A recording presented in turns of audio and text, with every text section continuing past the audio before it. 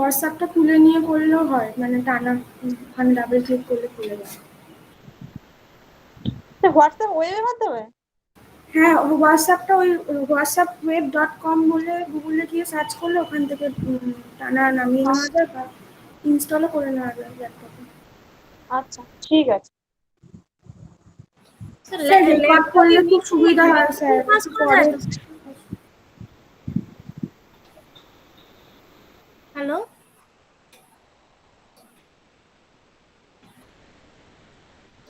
হ্যাঁ বলো।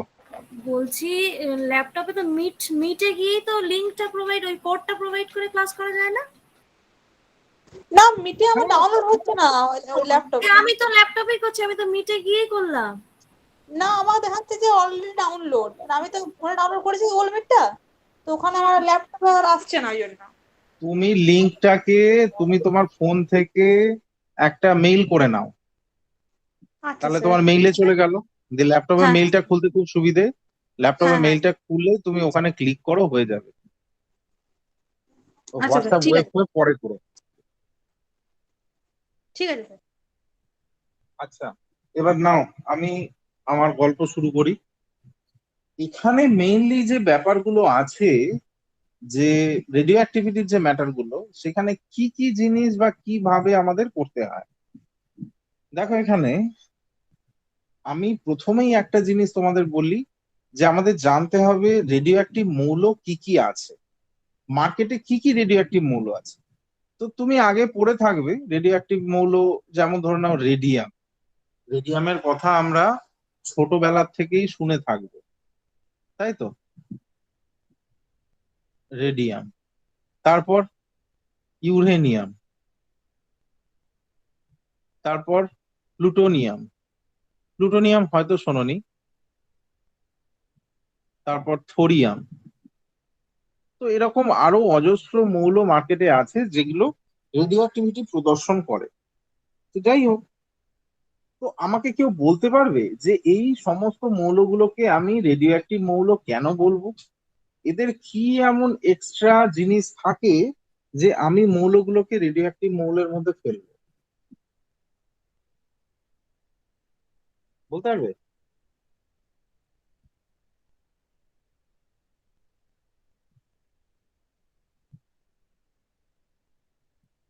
এদের স্যার অ্যাটমিক নাম্বার বেশি হয় তাই? অ্যাটমিক নাম্বার বেশি না কৌস্তব, ভলিউম লো নেই, সবাই ঠিক শুনতে পাচ্ছে। তুমি একটু দেখো তো তোমার কানেকশনটা ঠিকঠাক রয়েছে কিনা।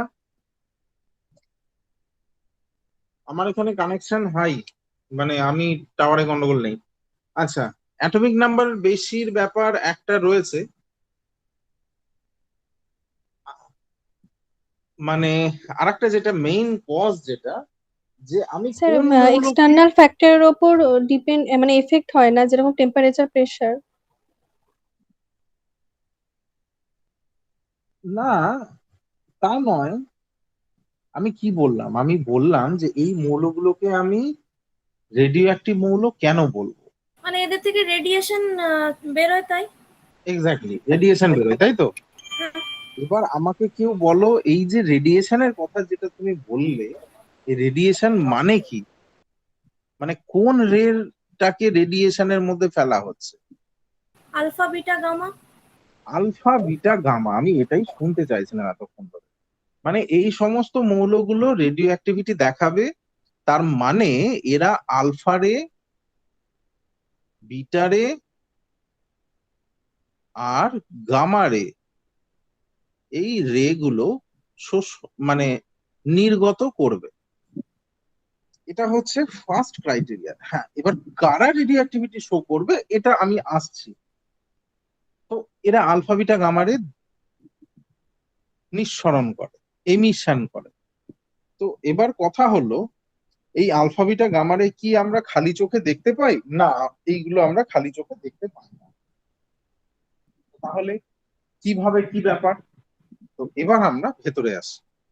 দেখো এখানে কি কি লেখা আছে, রেডিও অ্যাক্টিভ এলিমেন্ট। আশা করি তোমরা এগুলো খাতায় লিখে নিয়েছো। রেডিয়াম, ইউরেনিয়াম, থোরিয়াম আর প্লুটোনিয়াম, আরো অনেক আছে। এবার এখানে দেখো লেখা আছে জার্কোনিয়াম। জার্কোনিয়ামের ব্যাপারটা কি? জার্কোনিয়াম হচ্ছে এমন এক ধরনের রেডিও অ্যাক্টিভ মৌল যাকে রেডিও অ্যাক্টিভ সিরিজের মধ্যে রাখা হয়েছে, তা সত্ত্বেও জার্কোনিয়াম তেজস্ক্রিয়তা শো করে না। ঠিক আছে, কি বলছে জার্কোনিয়াম? দেখো বিতে কি বলছে, zirconium it is placed in radio active series, এটাকে রেডিও অ্যাক্টিভ সিরিজের মধ্যে রাখা হয়েছে, but it does not shows radio activity, কিন্তু এটি রেডিও অ্যাক্টিভিটি শো করে না। আইসোটোপস অফ জার্কোনিয়াম, জার্কোনিয়ামের আইসোটোপ গুলি রেডিও অ্যাক্টিভিটি শো করে। তাহলে কি দাঁড়ালো এখানে? জার্কোনিয়াম তেজস্ক্রিয় সিরিজের মধ্যে থাকে, মানে রেডিও অ্যাক্টিভ মৌলগুলোর মধ্যে একে রাখা হয়েছে, তা সত্ত্বেও জার্কোনিয়াম তেজস্ক্রিয়তা প্রদর্শন করে না। এটা ওর ধর্ম জার্কোনিয়াম। এবার যদি তুমি বলো কেন প্রদর্শন করে না, এটা বলা মুশকিল, এটা ওর ধর্ম, ও প্রদর্শন করে না। কিন্তু এটা তুমি বলতেই পারো যে তাহলে স্যার কেন রাখা হচ্ছে ওকে রেডিও অ্যাক্টিভ সিরিজের মধ্যে? জার্কোনিয়ামের আইসোটোপ গুলি তেজস্ক্রিয়তা দেখায়, তো তাই জন্য ওকে রাখা হয়। It is used for making core of nuclear reactor. এই চ্যাপ্টারে আমরা নিউক্লিয়ার রিঅ্যাক্টরের ডিটেলস পড়বো, তো তুমি কোর মানেও বুঝতে পারবে। কোর বলতে যেটা মেইনলি বোঝায় সেটা হচ্ছে মিডলের দণ্ডটা। মিডলের দণ্ড মানে মেইন পার্ট যেটা, সেটাকে কোর বলে। তো নিউক্লিয়ার রিঅ্যাক্টরের কোর কি দিয়ে তৈরি হয়? জার্কোনিয়াম দিয়ে। এবারে কি বলছে দেখো, radioactivity is exhibited by elements of high atomic number. যাদের অ্যাটমিক নাম্বার বেশি তারাই রেডিও অ্যাক্টিভিটি শো করে। কত বেশি? Greater than 83। তো radioactivity is exhibited by elements of high atomic number. Atomic number যদি 83 এর বেশি হয় তাহলে তারা তেজস্ক্রিয়তা প্রদর্শন করবে। তো এবার এখানে একটা প্রশ্নের আনসার দাও তো। ধরো প্রশ্ন এরকম ভাবে এলো, which one shows radio activity?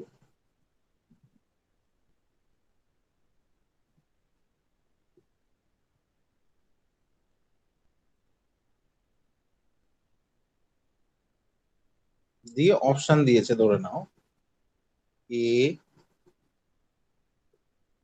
B, C R D. 85, 87, 90, 95। এবার আমাকে কেউ বলো তো কোনটা হবে আনসার?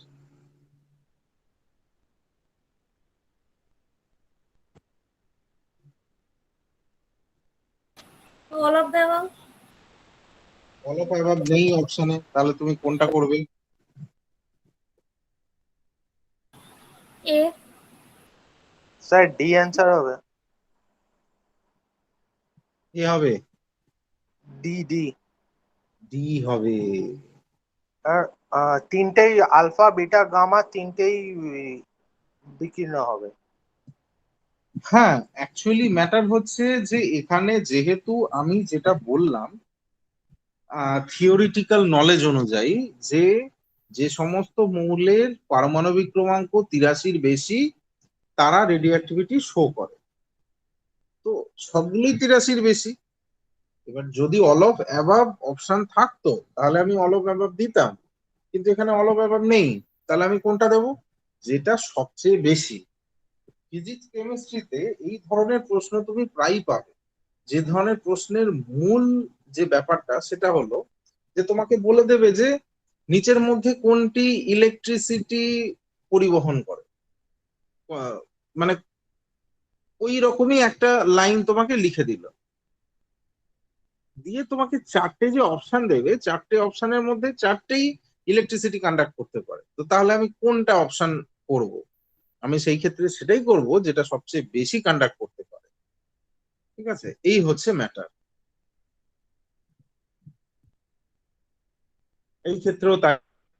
তো চলো এবার তারপরে কি বলছে। 3 types of rays are emitted from radioactive material. Radioactive material থেকে 3 ধরনের রশ্মি নির্গত হয়। কি কি? Alpha, beta, gamma. Gamma rays are emitted after the emission of alpha and beta rays. Alpha এবং বিটা রশ্মি নির্গত হওয়ার পর গামা রশ্মি নির্গত হয়। ঠিক আছে, এবার এই জিনিসটাকে আমি যদি খুব সহজ ভাবে দেখাই তাহলে কি দাঁড়ায়?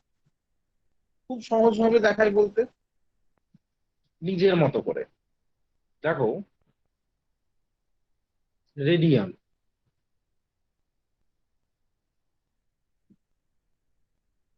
রেডিয়ামকে লেখা হয় আর এ, এইভাবে।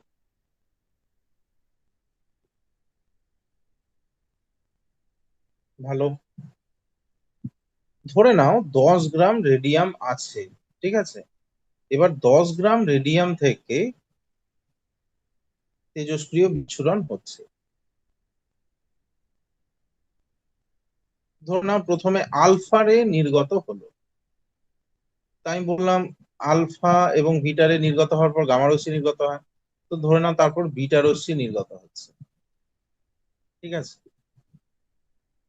তারপরে ধরে নাও গামা রশ্মি নির্গত হচ্ছে।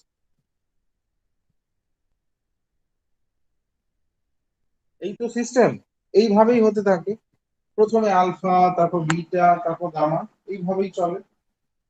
তো এবারে আলফা রশ্মি নির্গত হওয়ার পর এর ওজন কমে যায়। ওজন কমে যায় মানে বেরিয়ে গেল আলফা রে, তো ওজন কমে গিয়ে কত হবে?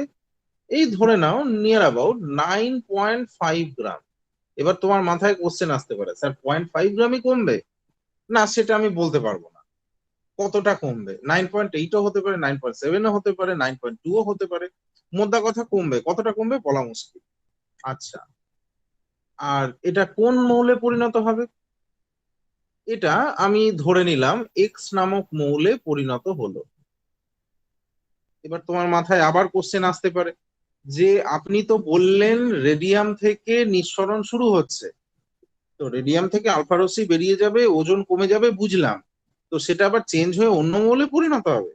হ্যাঁ, অন্য মৌলে পরিণত হবে। কেন অন্য মৌলে পরিণত হবে? এবার যখন সেখান থেকে আলফা রশ্মি বেরিয়ে যাচ্ছে তখন তার মধ্যে অ্যাটমিক নাম্বারের চেঞ্জ আসে। অ্যাটমিক নাম্বারের যদি চেঞ্জ আসে তাহলে সেটা তো আর সেই ঘরে অবস্থান করবে না, সে তখন অন্য ঘরে অবস্থান করবে। ওই জন্যেই সেই ক্ষেত্রে মৌলটাও চেঞ্জ হয়। এই যে শিফটিং, এই শিফটিং এর আরো ডিটেলস তোমরা আস্তে আস্তে জানতে পারবে। এখন দেখো আবার কি বলছি, 9.5 এর পর 9 গ্রাম। এই 9 গ্রাম এর ওয়াই, তারপরে 8.5 গ্রাম, তো এই ক্ষেত্রে জেড, তারপর ধরে নাও আবার 8.5 থেকে 8 গ্রাম, তো এ ধরে নাও এ, তারপর ধরে নাও 7.5, তারপর ধরে নাও বি, তারপর ধরে নাও সি 7 গ্রাম। তো এই চলছে, এই চলতে চলতে তারপর ধরে নাও এখানে 6.5, তো ধরে নাও ডি। তো এই যে চলছে এরকম চলতে চলতে এমন একটা টাইম আসবে না যে তখন যখন তার ওজন 5 গ্রাম হবে। আমি ধরে নাও স্টেপ জাম্প করে আমি দেখলাম, তো কোনো একটা টাইমে এর ওজন তো 5 গ্রাম তো হতেই পারে, তাই না? যেভাবে কমছে সেইভাবে আমি বলছি। তো যে সময়ে এটা 5 গ্রাম কমবে সেই সময়কে কি বলে? সেই সময়কে বলে অর্ধ জীবনকাল বা হাফ লাইফ।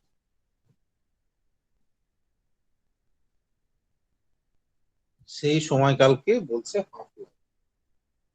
আর এটা কি আদি অনন্ত কাল ধরে এরকম ভাবেই চলতে থাকবে?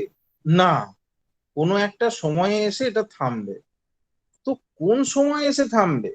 এমন একটা টাইম আসবে যখন তার ওজন কমে গিয়ে 1.001 গ্রাম বা এমন একটা ওজনে এসে পৌঁছবে যখন সেটা আর ভাঙতেই পারবে না।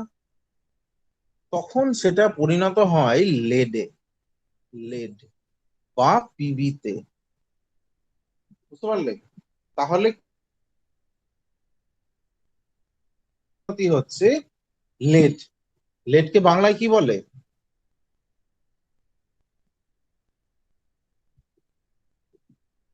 সীসা। স্যার পারদ। ঠিক সীসা। আছে, তাহলে রেডিয়ামের ক্ষেত্রে এই যে স্টেপ বাই স্টেপ, শুধু রেডিয়াম না যে কোনো মৌলের ক্ষেত্রে সেটা যদি, হ্যাঁ বলো।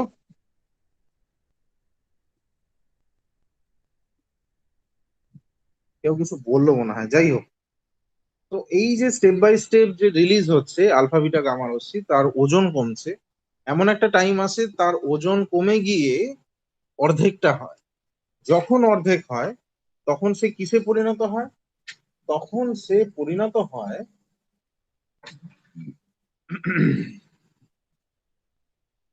না, অর্ধেকটা যখন হয় তখন সে কিসে পরিণত হয় এটা বলা মুশকিল, সেটাকে হাফ লাইফ বলে। আর আস্তে আস্তে সে তার মধ্যে থেকে যখন সমস্ত কিছু নির্মূল হয়ে যাচ্ছে, মানে তার ওজন যখন একদম কমে আসছে, তখন সে পরিণত হচ্ছে লেড বা সীসাতে। আচ্ছা, এবার দেখো লেখাতে আসি যে কি কি বলছে। তাহলে আমি এখানে বললাম 3 types of rays are emitted from radioactive material, alpha beta gamma rays. Gamma rays are emitted after the emission of alpha and beta rays. ভালো কথা। স্যার সব মৌল গামা, ক্ষেত্রে কি স্যার লেডে আসবে? বলো। বলছি স্যার রেডিও অ্যাক্টিভ যে সমস্ত মৌলগুলো বললেন এই যে তা সেগুলো সবগুলোই কি লেডে পরিণত হবে নাকি শুধু একটা ক্ষেত্রে রেডিয়ামই শুধু লেড হবে? শুধুমাত্র প্রাকৃতিক, শুধুমাত্র প্রাকৃতিক তেজস্ক্রিয় মৌলগুলোই লেডে ফর্ম করে। বুঝতে পারলে? শুধুমাত্র প্রাকৃতিক তেজস্ক্রিয় মৌলগুলোর ক্ষেত্রেই সেটা লেড ফর্ম করে, যদি অপ্রাকৃতিক হয় তাহলে হবে না।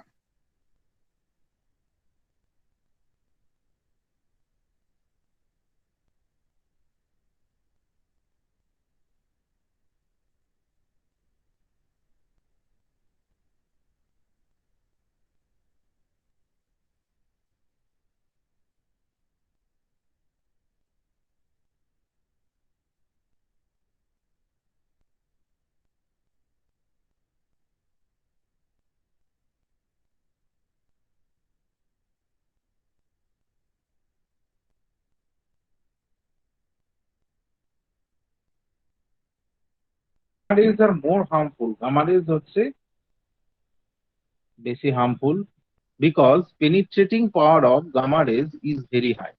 Penetrating power মানে কি?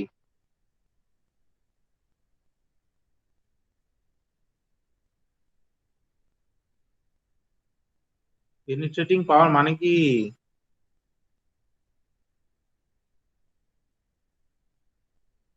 স্যার কি বললেন আরেকবার এন্টার, বলুন। কিছু এন্টার করা। হুম, এই যে দেখো এখানে লেখা আছে gamma rays are more harmful because penetrating power of gamma rays is very high. gamma প্রবেশ rays হচ্ছে, করা, অনুপ্রবেশ করা। হ্যাঁ, মানে ইনসার্ট করা, যাই হোক পেনিট্রেট করা বলতে সেটাই বোঝাচ্ছে। আচ্ছা, তারপরে এখানে দেখো যেটা আমি বোঝালাম সেটা এখানে লেখা আছে, ওই একই রকম ভাবেই একটু 19-20। তো which one shows radioactivity এখানে দেওয়া আছে 94। এবার তারপর the end product of all natural radioactive element after the emission, কি বলছে the end product after of all natural radioactive element after the emission of radioactive rays। সমস্ত রেডিওঅ্যাক্টিভ মৌলের ক্ষেত্রে, মানে ন্যাচারাল রেডিওঅ্যাক্টিভ মৌলের ক্ষেত্রে, এই যে সঞ্জয় যে কোশ্চেনটা করেছিল তার আনসার তুমি এখানেই পাবে। The end product of all natural radioactive, সেগুলো যদি ন্যাচারাল হয়, after the emission of radioactive rays, radioactive রশ্মিগুলো নির্গত হয়ে যাওয়ার পর, ইজ লেড, কিসে পরিণত হয়? লেডে পরিণত হয় বা সীসাতে পরিণত হয়। এবার তারপর কি বলছে জি, এখানে কি radioactivity is detected by Geiger Muller counter. এটা কি? এটা হচ্ছে একটা যন্ত্র, জিএম কাউন্টার, ডিজিটাল মেশিন। এই মেশিনের মধ্যে দিয়ে বা এই মেশিনের সাহায্যে কি করা হয়? তেজস্ক্রিয়তা মাপা হয়। তাই তো? তেজস্ক্রিয়তা মাপা হয় কিভাবে? একটা বিপিং সাউন্ড দেয়, তোমরা হলিউডের সিনেমাতে দেখলে দেখতে পাবে। বলিউডের সিনেমাতে খুব একটা বেশি দেখায়নি। হ্যাঁ দেখিয়েছে ইয়েতে, বিশ্বরূপমে দেখিয়েছে, 1 কি 2 আমার ঠিক খেয়াল নেই। কমল হাসানের যে বিশ্বরূপম, তেলেগুতে বা তামিল, তেলেগু, হিন্দি সব ভাষাতেই বেরিয়েছিল। আর খুব বিতর্কিত সিনেমা, কেননা কিছু কিছু বিতর্কিত সেখানে কথা রয়েছে আর কি, কিন্তু আদারওয়াইজ ম্যাটারটা ভীষণ ভালো, ভীষণ আমার খুব ভালো লেগেছে। যাকে অন্য কথা চলে যাচ্ছি, তো সেখানে জিএম কাউন্টার দেখিয়েছে আর কি। গাইগার মোলার কাউন্টার তুমি যদি কোনো তেজস্ক্রিয় মৌলের সামনে নিয়ে যাও তাহলে সেটা বিপিং সাউন্ড দেয়, বিপ বিপ বিপ বিপ করে আওয়াজ হয়। তো সেই হচ্ছে GM counter. Units of radioactivity, তেজস্ক্রিয়তার একক কি? 3টি একক, কুরি, বেকেরেল আর রাদারফোর্ড। বেকেরেল কি? বেকেরেল হচ্ছে এসআই ইউনিট। পরীক্ষায় কোশ্চেন আসে যে তেজস্ক্রিয়তার একক কি কি? তেজস্ক্রিয়তার একক হচ্ছে 3টে, কুরি, বেকেরেল, রাদারফোর্ড। তার মানে যদি অল অফ দিস অপশন থাকে তুমি অল অফ দিস দেবে, আর যদি এসআই ইউনিট যদি শুধু জিজ্ঞাসা করে তাহলে। এবার আই কি বলছে? দ্য টাইম ইন হুইচ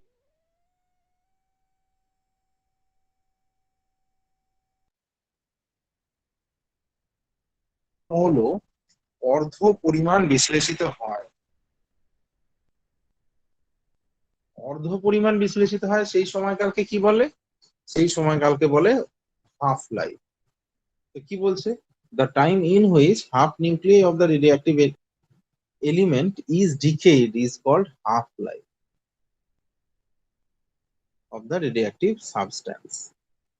এবার দেখো রেডিওঅ্যাক্টিভ কার্বন 14, যেটা তোমরা কার্বনের আইসোটোপে পড়েছিলে, যে radioactive carbon 14 6C14 is used to measure the age of fossils and plants.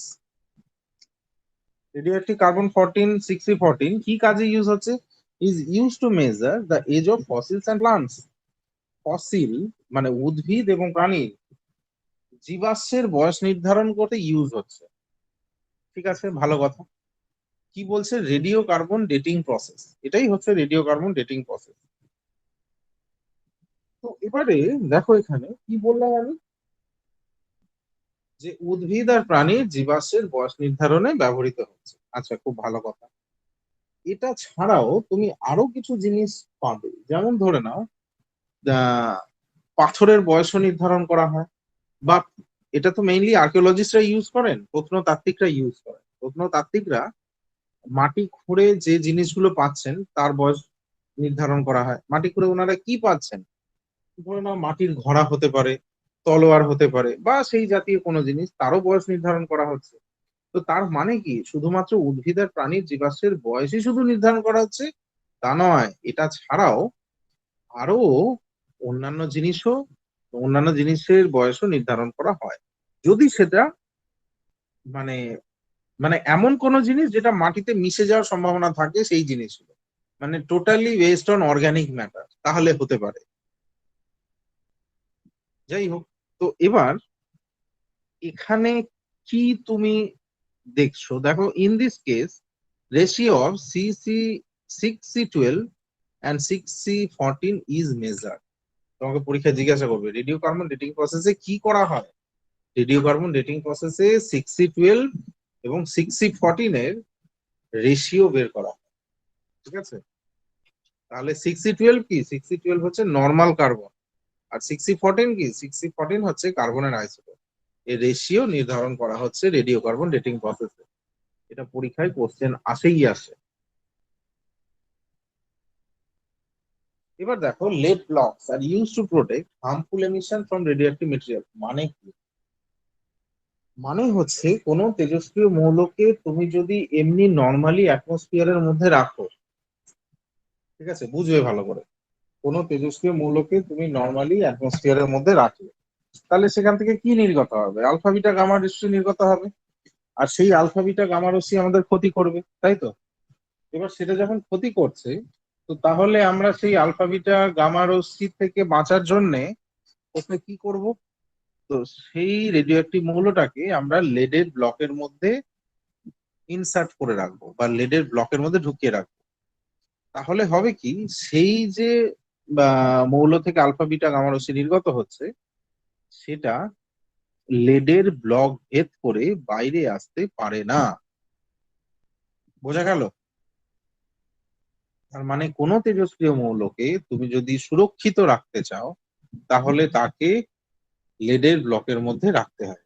তুমি যদি লেডের ব্লকের মধ্যে রাখো, তাহলে লেডের ব্লক ভেদ করে আলফা বিটা গামা রশ্মি বাইরে আসতে পারবে না। বেশ কিছু সিনেমাতে দেখিয়েছে, মানে দেখে থাকবে যে কোনো বোমকে ডিটেক্ট করা যাচ্ছে না, ডিটেক্টই করা যাচ্ছে না। এবার কোনো অফিসিয়াল এলো, কোনো একটা প্যানেলকে কাটলো, কেটে যখন দেখছে তখন বোম ডিটেক্ট হচ্ছে।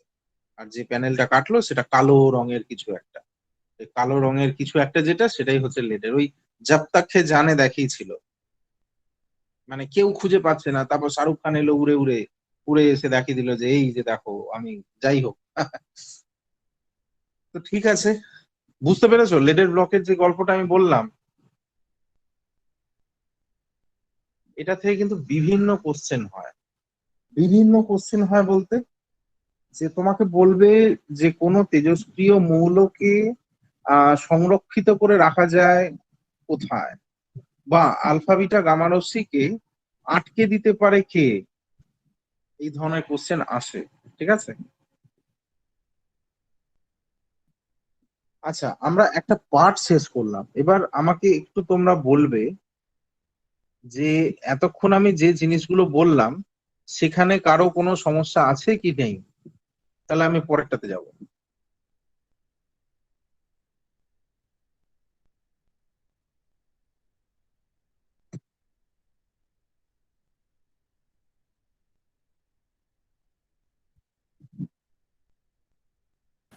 না হ্যালো। স্যার, আমার কোনো অসুবিধা নেই।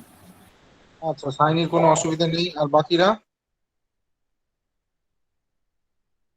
না স্যার, আমারও নেই। আচ্ছা তাহলে ঠিক আছে, তাই তো?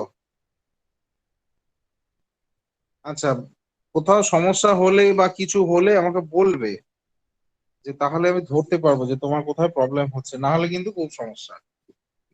আচ্ছা বেশ, এবার দেখো, ইন কেস অফ স্টেবল নিউক্লিয়াসের ক্ষেত্রে কি হয়। কস্তুরী বলছে ক্লিয়ার। ওকে, ঠিক আছে, আমি এইভাবে বলতে থাকবো, তোমরা একটু রেসপন্স করে দেবে হু হা করে, বা ক্লিয়ার এ সমস্ত কিছু বলে দেবে, তাহলেই হবে। না হলে আমি টেনসড হয়ে যাই যে আদৌ মাথায় যাচ্ছে কিনা। দেখো স্টেবল নিউক্লিয়াসের ক্ষেত্রে কি হয়, স্টেবল নিউক্লিয়াস বলতে কি বোঝায়, স্টেবল নিউক্লিয়াস বলতে কি বোঝায়? স্টেবল নিউক্লিয়াস বলতে বোঝায়, যেমন ধরো এই যে এখানটাতে লেখা আছে,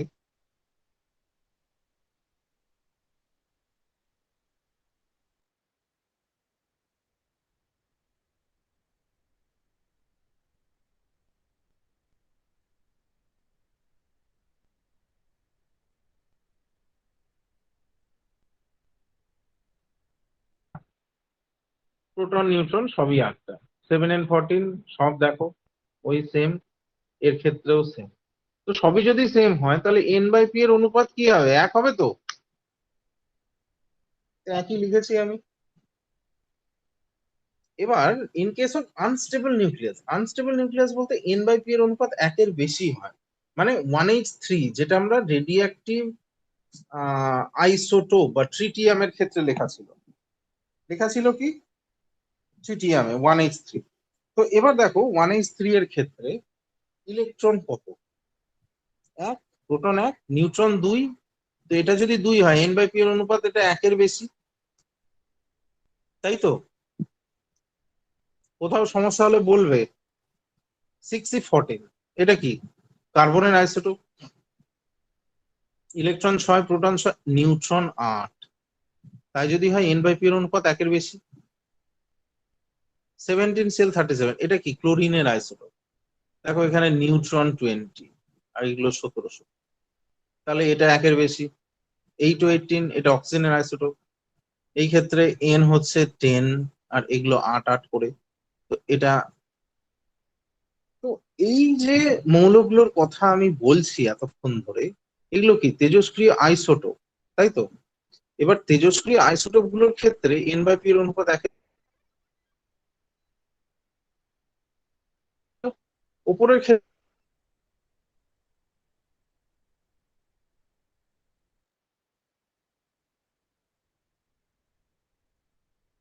নিউক্লিয়াসের ক্ষেত্রে কি ঘটে আর আনস্টেবল নিউক্লিয়াসের ক্ষেত্রে কি ঘটে। আনস্টেবল নিউক্লিয়াসের ক্ষেত্রে n/p এর অনুপাত 1 এর বেশি হবেই, আর স্টেবল নিউক্লিয়াসের ক্ষেত্রে n/p এর অনুপাত 1 হবে।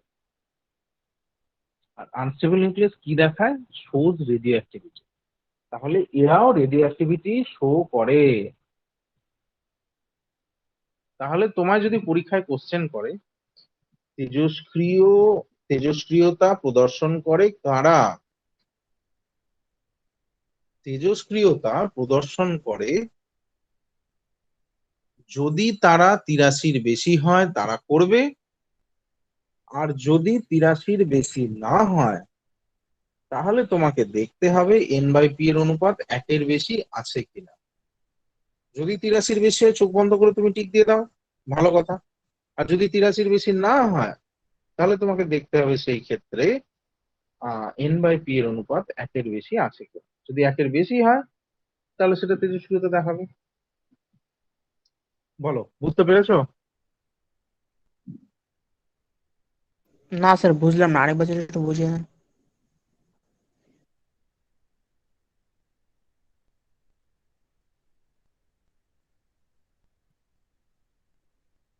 স্যার স্টেবল নিউক্লিয়াস গুলো যেগুলো n/p=1 সেগুলো তাহলে রেডিও অ্যাক্টিভিটি দেখায় না? না, ওগুলো দেখাবে না, ওর তো আচ্ছা সবই সমান। আচ্ছা। আর n/p এর একের অনুপাত যদি 1 হয় তাহলে ওর মধ্যে কোনো রকম এক্সাইটেশন নেই। হ্যাঁ বলো। একের বেশি হলে তবেই আনস্টেবল নিউক্লিয়াসের ক্ষেত্রে তখনই দেখাবে। এক্স্যাক্টলি তাই। আচ্ছা আনস্টেবিলিটি তুমি তখনই দেখতে পাবে যখন নিউট্রন প্রোটনের রেশিও ঠিক থাকবে না।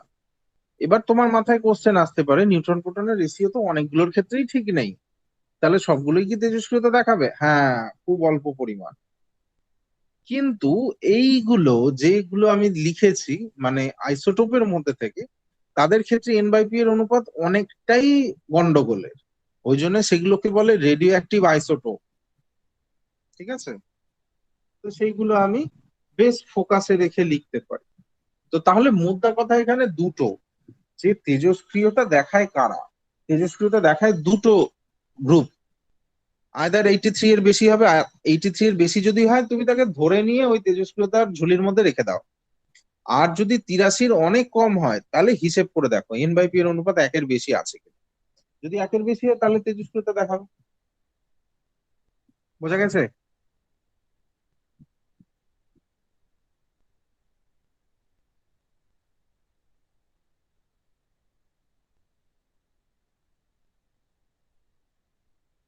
কিন্তু ব্রত বুঝতে পেরেছো?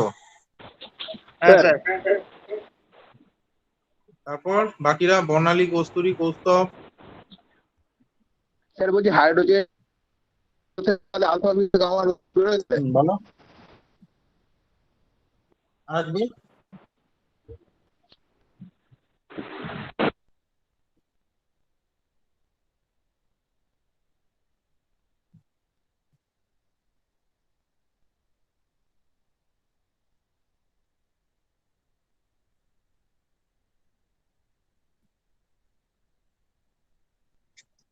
সৃঞ্জয় কি বললো আমি বুঝতেই পারলাম না।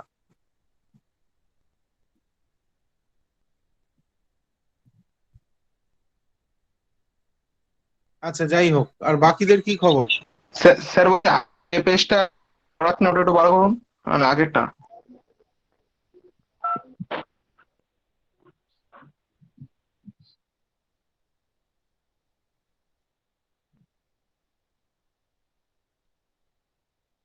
হ্যাঁ বলো। স্যার বলছি আগে যে পেজটা বলছিলেন সেখানে যে যে রেডিও অ্যাক্টিভিটি যে বললেন না, শুনতে তা পাচ্ছি।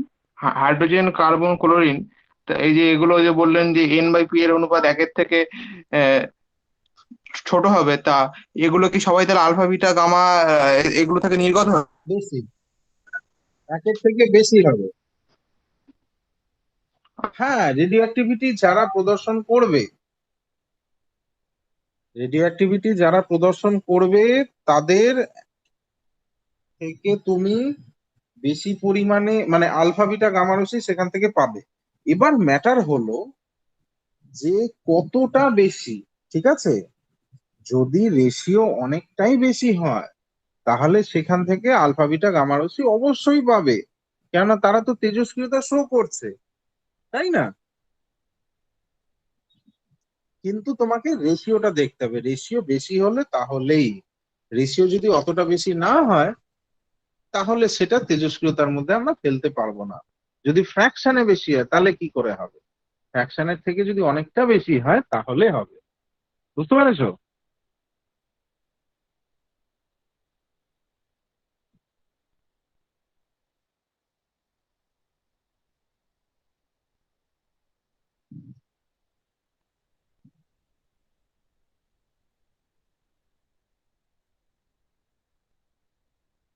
হ্যালো।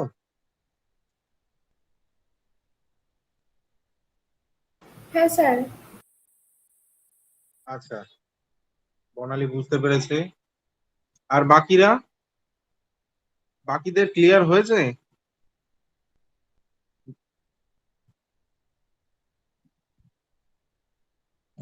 ডাব্লিউবিসিএস একাডেমি ক্লিয়ার হয়েছে?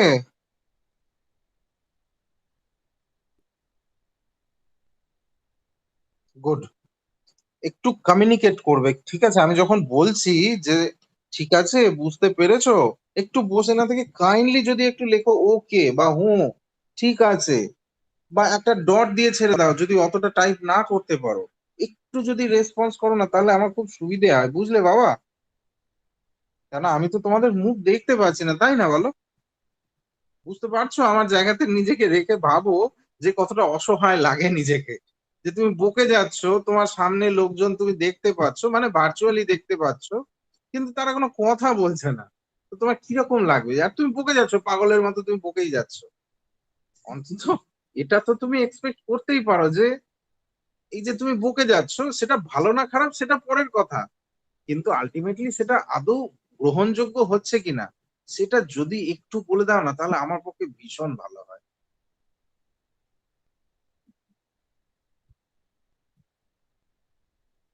তো যাই হোক, ঠিক আছে, মানে একটু নর্মালি তুমি কমিউনিকেট করবে, মানে তোমরা কমিউনিকেট করবে, তাহলে ভালো হবে তোমাদেরই। যাই হোক দেখো, আর আমি একটু বেশি বকা শুরু করে দিলাম আজকে।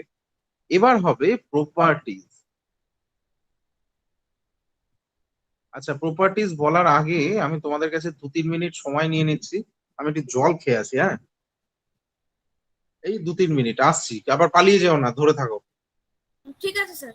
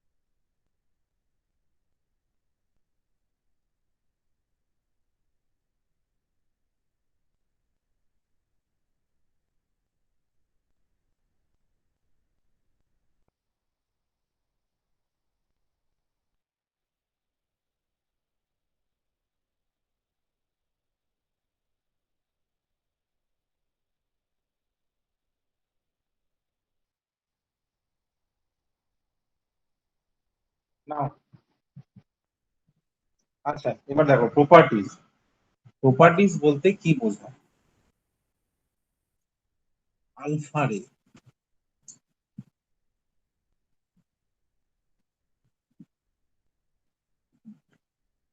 আলফা রে কে লেখে এইভাবে, 2 alpha force carry positive charge. এরা পজিটিভ চার্জ ক্যারি করে, ভালো কথা। এই যে আলফা রেখে এইরকম ঢেউয়ের মতো কিছু দেওয়া মানে নিয়ার বাই ইকুয়াল টু, এ সমতুল্য। কিসের সমতুল্য? হিলিয়াম কণার সঙ্গে সমতুল্য। আমি প্রথম দিন হিলিয়াম যে লিখেছিলাম, ওটা লিখেছিলাম 2He4 এইভাবে, তাই তো? তাহলে দেখো 2 আলফা 4 আর 2He4 এটা যে সিমিলার, তাহলে আলফা কণার স্রোতকে হিলিয়াম কণার স্রোতের সঙ্গে তুলনা করা যায়। ঠিক আছে, এবারে আসি মেইন জিনিস। তোমাকে পরীক্ষায় কোশ্চেন কি দেবে? আমি প্রত্যেকটা চ্যাপ্টারের কিছু অ্যানালিটিক্যাল ভার্সন করাবো, ঠিক আছে?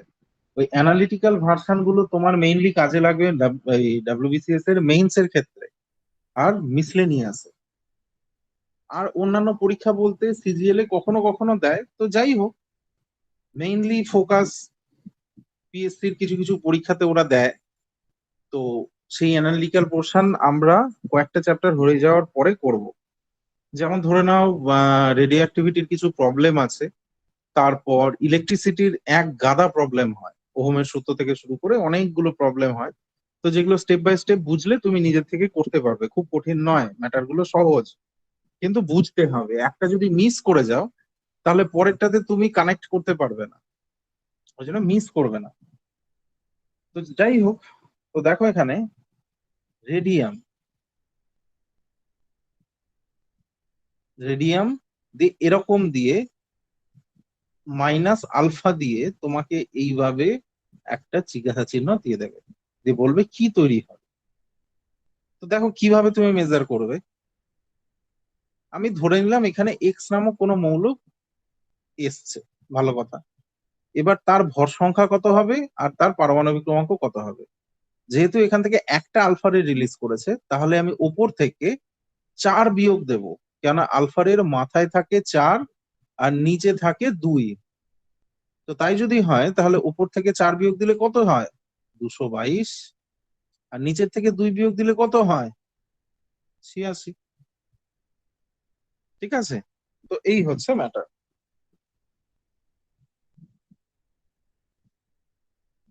এই হলো। এবারে বিটারের ক্ষেত্রে কি হচ্ছে? বিটারের ক্ষেত্রে দেখো 1B0, বিটারেকে এইভাবে লেখা হয় 1B0। এবারে এটা সমতুল্য কিসের সাথে? ইলেকট্রনের স্রোতের সঙ্গে সমতুল্য, ক্যারি নেগেটিভ চার্জ। যেহেতু ইলেকট্রনের স্রোত, ওই জন্য নেগেটিভ চার্জ ক্যারি করে। একই রকম ভাবে 90U234 এখান থেকে যদি একটা বিটারে রিলিজ করে, তাহলে কি হবে, কি তৈরি হবে? তো তোমার মাথায় এখানে আসতে পারে যে একটা বিটারে রিলিজ করছে মানে এখানে নিচে তো 1 হয়, তো তাহলে এখানটাতে 1 কমে যাওয়ার কথা না, এখানে 1 কমছে না, এখানে 1 বেড়ে যাচ্ছে। আর উপরে তো নো চেঞ্জ, কেননা যেহেতু 0 থাকে, 0 তো বিটারে যেহেতু নেগেটিভ, ওই জন্য নেগেটিভ অফ নেগেটিভ বিটা আমি পজিটিভ বিটা ধরবো, তাই না? না, বিটারে রিলিজ করছে আর বিটারে নিজে নেগেটিভ, তাহলে সেখানে এক না কমে এক বেড়ে যায়। ঠিক আছে, এবার বলো কোথাও যদি বুঝতে সমস্যা থাকে। আলফা বিটারের এই যে ঘটনাটা আমি বললাম, যে আলফারে রিলিজ করলে কি হয় আর বিটারে রিলিজ করলে কি হয়, সমস্যা আছে? সে বিটা এটা বুঝতে পারলাম না, আরেকবার বললে, মানে নেগেটিভ নেগেটিভ পজিটিভ এটা হয়ে হ্যাঁ, গেল, আচ্ছা, পজিটিভ। আলফাটা বুঝেছো? হ্যাঁ স্যার। আচ্ছা, আলফা সবাই বুঝেছো? হ্যাঁ স্যার, বুঝতে পেরেছি। বেশ। আচ্ছা, এবার বিটার ক্ষেত্রে দেখো। বিটারের ক্ষেত্রে স্যার তাহলে কি ওই ইলেকট্রোনেগেটিভিটি কাজ করছে এরকম কিছু? না না না না না না, ইলেকট্রোনেগেটিভিটি ইলেকট্রো পজিটিভিটি তো দূর কি বাদ, ওটা আলাদা জিনিস, এটা ডিফারেন্ট জিনিস। ইলেকট্রো পজিটিভিটি ইলেকট্রোনেগেটিভিটি শুধু মৌলগুলোর ক্ষেত্রে, আলফা বিটা গামা এগুলো মৌল নয়। আচ্ছা। ঠিক আছে, এইগুলো হচ্ছে ওয়েভ। হ্যাঁ, সেটা সমতুল্য হিলিয়ামের সাথে, সমতুল্য ইলেকট্রনের সাথে, কিন্তু এগুলো সোকল্ড মৌলের মতো নয়, এগুলো নির্গত হচ্ছে এক এক ধরনের ওয়েভ। ঠিক আছে, জাস্ট লাইক লাইট রে। তো এটার সঙ্গে তুমি ইলেকট্রো পজিটিভিটি ইলেকট্রোনেগেটিভিটি গোলাবে না, এটা শুধু এর মতোই ভাববে, এটা শুধু এর মতো ভাববে, মানে এটা জাস্ট আমি যান্ত্রিক ভাবে তোমাকে বোঝানোর জন্য এরকম লিখলাম।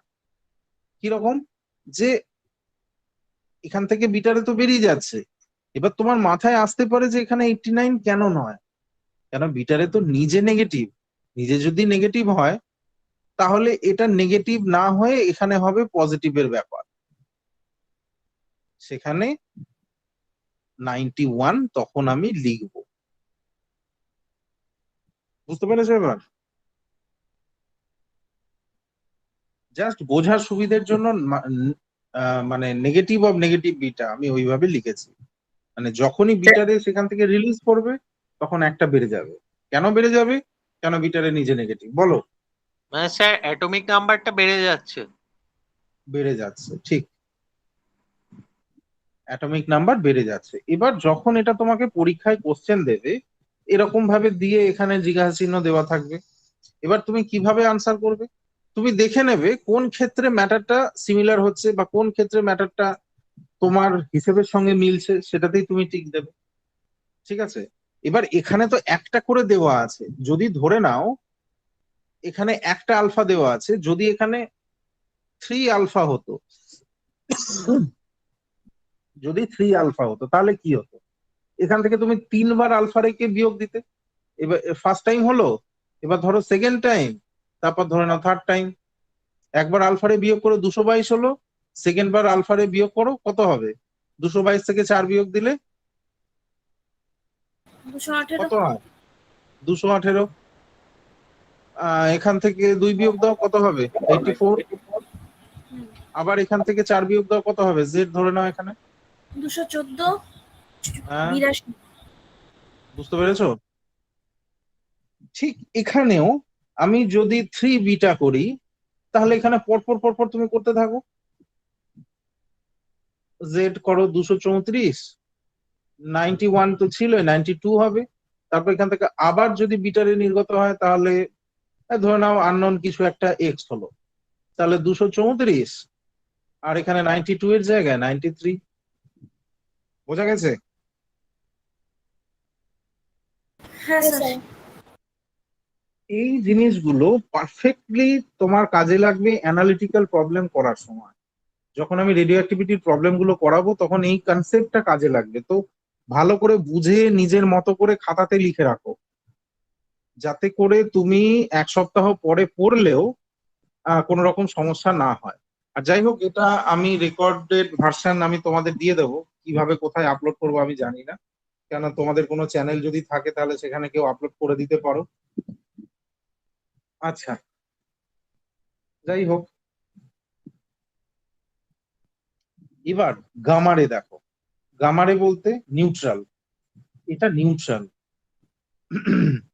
মানে গামা রে যখন কোনো কিছু থেকে রিলিজ করবে তখন কোনো রকম চেঞ্জ হয় না, নো চেঞ্জ। কেন? কেন এটা নিউট্রাল। এই যে শিফট হচ্ছে মানে কি, এই যে আলফা রে নির্গত হতে গেলে চেঞ্জ হয়ে গিয়ে এক্স, তারপর ওয়াই, তারপর জেড, মানে যবার তুমি আলফা রে রিলিজ করবে তবার এইভাবে চেঞ্জ হতে থাকবে। গামা রে বিটারের ক্ষেত্রে তাই, গামারের ক্ষেত্রে কোনো চেঞ্জ হয় না। এই যে শিফটিং, এটাকে বলে সডি ফ্যাজান্স গ্রুপ ডিসপ্লেসমেন্ট ল। শুধু এই তিনটের ক্ষেত্রে নয়, এটা ওভারঅল তিনটের ক্ষেত্রে বলছে। এরকম, এই যে এরকম।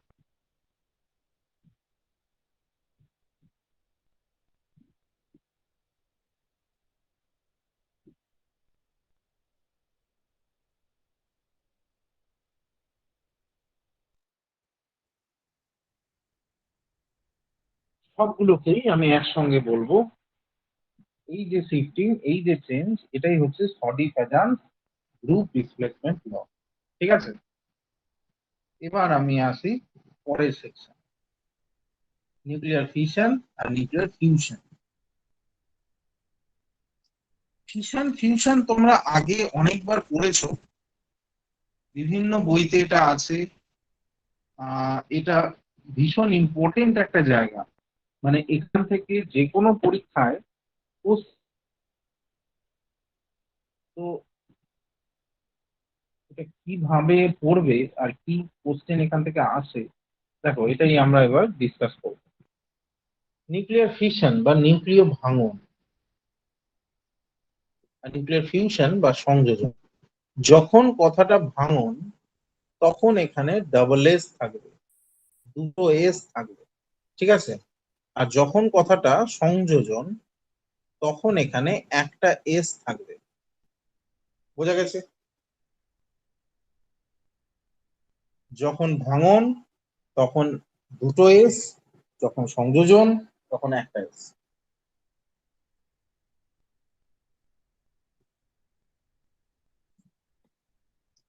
হ্যাঁ, তো ফিশনের ক্ষেত্রে দুটো এস আর সংযোজনের ক্ষেত্রে একটা এস।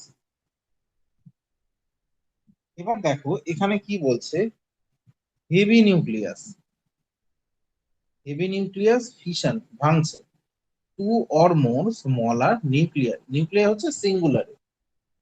আচ্ছা, ভাঙছে মানে কি ব্যাপার, হেভি নিউক্লিয়াস ফিশন। তো এবার দেখো হেভি নিউক্লিয়াস বলতে কি বোঝায়, ওজনে ভারী নিউক্লিয়াস না, এমন কোন নিউক্লিয়াস যে সমস্ত নিউক্লিয়াস তেজস্ক্রিয়তা প্রদর্শন করে। তো ধরে নাও এটা হেভি নিউক্লিয়াস, এই হেভি নিউক্লিয়াস ভেঙে গিয়ে এরকম ধরে নাও তিনটে মৌলে পরিণত হলো। আচ্ছা, আবার এটা আবার ভেঙে গিয়ে এই হলো, এটা আবার ভেঙে এই হলো, এটা আবার এই এই তো এই চলতে থাকে। কতক্ষণ চলবে? আদি অনন্ত কাল ধরে চলবে, এটা তুমি থামাতে পারবে না। কেন পড়ছি, কি এখান থেকে ফেসিলিটি পাওয়া যাবে? এই যে ভাঙন, এই ভাঙনে প্রচুর পরিমাণে হিট এনার্জি পাওয়া যায়, তাপ শক্তি, ঠিক আছে। আর এই যে সিকোয়েন্স, এটা কি, এটা তো এক ধরনের চেইন রিঅ্যাকশন। কি ধরনের চেইন রিঅ্যাকশন, দেখো এখানে লেখা আছে, it is based on the ফিনোমেনন of control nuclear chain reaction. এটা হচ্ছে কন্ট্রোল নিউক্লিয়ার চেইন রিঅ্যাকশন। আচ্ছা, খুব ভালো কথা। আর কোথায় দেখা যায়? নিউক্লিয়ার রিঅ্যাক্টরে দেখা যায়, আর অ্যাটম বোম্বে দেখা যায়। নিউক্লিয়ার রিঅ্যাক্টর আর অ্যাটম বোম্বের ক্ষেত্রে তুমি এই ধরনের বিক্রিয়া দেখতে পাবে, মানে এই ধরনের সিকোয়েন্সে চেইন রিঅ্যাকশন দেখতে পাবে। নিউক্লিয়ার রিঅ্যাক্টর আর অ্যাটম বোম্বের মধ্যে পার্থক্য কি? নিউক্লিয়ার রিঅ্যাক্টর আর অ্যাটম বোম্বের মধ্যে বিশেষ কোনো পার্থক্য নেই। নিউক্লিয়ার রিঅ্যাক্টর প্রথম আবিষ্কার হয়েছিল, তুমি যদি আদার আদার কি বলবো, যদি ওয়ার্ল্ডের হিস্ট্রি দেখো তাহলে প্রথমে তুমি নিউক্লিয়ার রিঅ্যাক্টর দেখতে পাবে। নিউক্লিয়ার রিঅ্যাক্টরের ক্ষেত্রে কি হয়েছিল, নিউক্লিয়ার রিঅ্যাক্টরে প্রচুর পরিমাণে তাপ উৎপন্ন করা হয়। কিভাবে? এই যে এরকম প্রচুর মৌল একসঙ্গে থাকে, আর এই প্রচুর মৌল একসঙ্গে কি উৎপন্ন করে? টেম্পারেচার বা হিট এনার্জি। আমরা যতটা হিট এনার্জির কথা ভাবছি ঠিক তার থেকে অনেকটা বেশি হিট এনার্জি এখান থেকে কম করে, আর সেই হিট এনার্জি পুরো সিস্টেমকে, মানে পুরো সিস্টেমের মধ্যে এতটাই হিট এনার্জি থাকে যে সেই হিট এনার্জিকে মডারেট করার জন্য অনেক কিছু সেকশন এখানে যুক্ত থাকে। এবার কি কি সেকশন এখানে যুক্ত থাকে আমরা নিউক্লিয়ার রিঅ্যাক্টর যখন ইন ডিটেলসে পড়বো এক্ষুনি 10 মিনিটের মধ্যেই, তো সেখানে তুমি আরো বেশি জানতে পারবে। অ্যাটম বোম্বের ক্ষেত্রে কি, অ্যাটম বোম্বের ক্ষেত্রে ওই স্পেশাল জিনিসগুলো আর রাখা হয় না।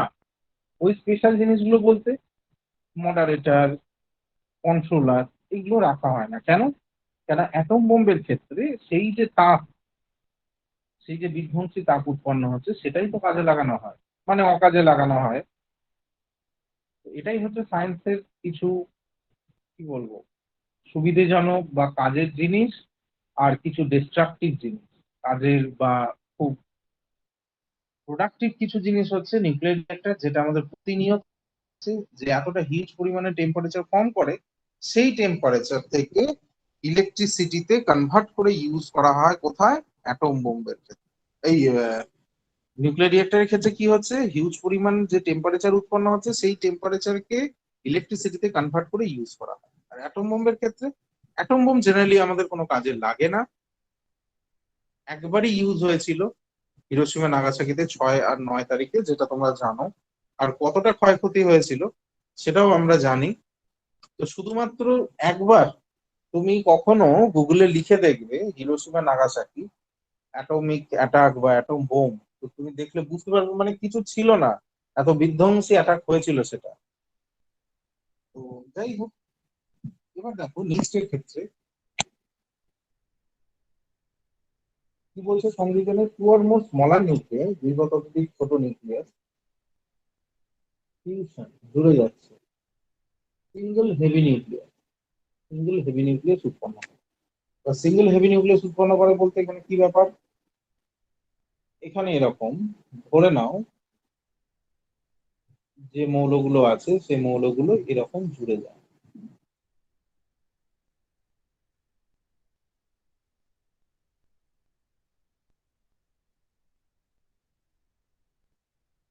তো এরকম আরো ধরে নাও এইটা জুড়ে যাবে অন্য একটার সঙ্গে, এইটা জুড়ে যাবে অন্য একটার সঙ্গে, ঠিক আছে, এইটা আবার, তো এইভাবে জুড়তে থাকে। তো এখানেও হিট এনার্জি ফর্ম করে, ঠিক আছে। তো এখানে যে চেইন রিঅ্যাকশনটা হয় এটা কি, it is based on phenomenon of uncontrolled nuclear chain reaction. এটা হচ্ছে আনকন্ট্রোল, এই চেইন রিঅ্যাকশনের কোনো রকম কন্ট্রোল নেই। এক্সাম্পল কোথায় দেখা যায়? সূর্যে দেখা যায়, দ্য সান।